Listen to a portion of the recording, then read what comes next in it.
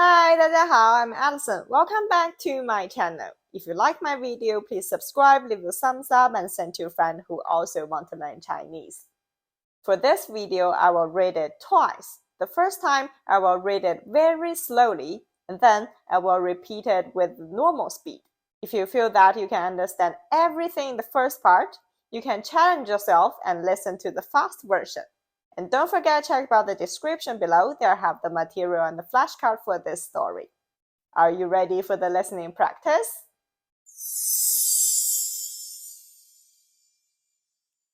王丽在上海的一家大公司里工作，但是最近她想辞职，换一个不一样的工作。3年前，他是一个中学老师。他很喜欢那个工作，因为他很喜欢和孩子们在一起。可是，那个学校离他家太远了，而且学校的要求越来越多，工资也不高，所以他辞职了。辞职以后，他想试试其他的工作，所以他没有继续做老师，而是去了一个小公司做运营。他在这个小公司工作了半年，他觉得他的同事们都不错，可是公司太小了，很多工作都需要他一个人做，每天都要加班，不只是自己的工作，还要帮别人做一些他们做不了的工作。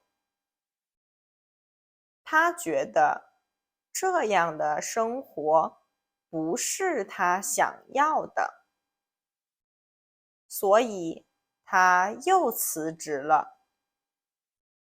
这次辞职以后，他没有马上找工作，因为毕业以后，他就开始工作了，都没有怎么放松过，所以他先自己去旅游了1个月。旅游回来以后，他想学一些新的技术，所以他又报名了一些课。他开始一边上课，一边找新的工作。这次他的运气很好，找到了一家大公司。经过几次面试，得到了这个工作。现在他已经在这儿工作了2年了。这2年，他学到了很多东西，工作能力提高了很多。所以现在他想再看看别的地方有没有更好的机会。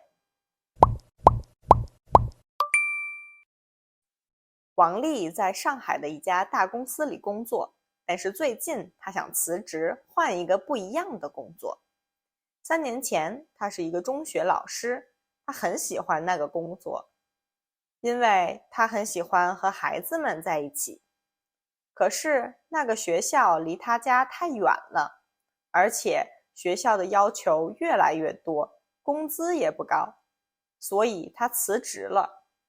辞职以后，他想试试其他的工作，所以他没有继续做老师，而是去了一个小公司做运营。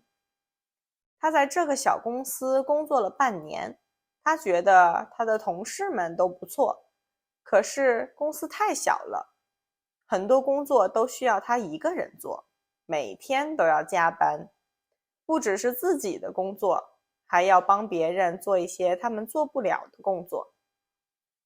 他觉得这样的生活不是他想要的，所以他又辞职了。这次辞职以后，他没有马上找工作，因为毕业以后他就开始工作了，都没有怎么放松过，所以他先自己去旅游了1个月。旅游回来以后，他想学一些新的技术，所以他又报名了一些课。他开始一边上课，一边找新的工作。这次他的运气很好，找到了一家大公司。经过几次面试，得到了这个工作。现在他已经在这儿工作了2年了。这2年，他学到了很多东西，工作能力提高了很多。所以现在他想再看看别的地方有没有更好的机会。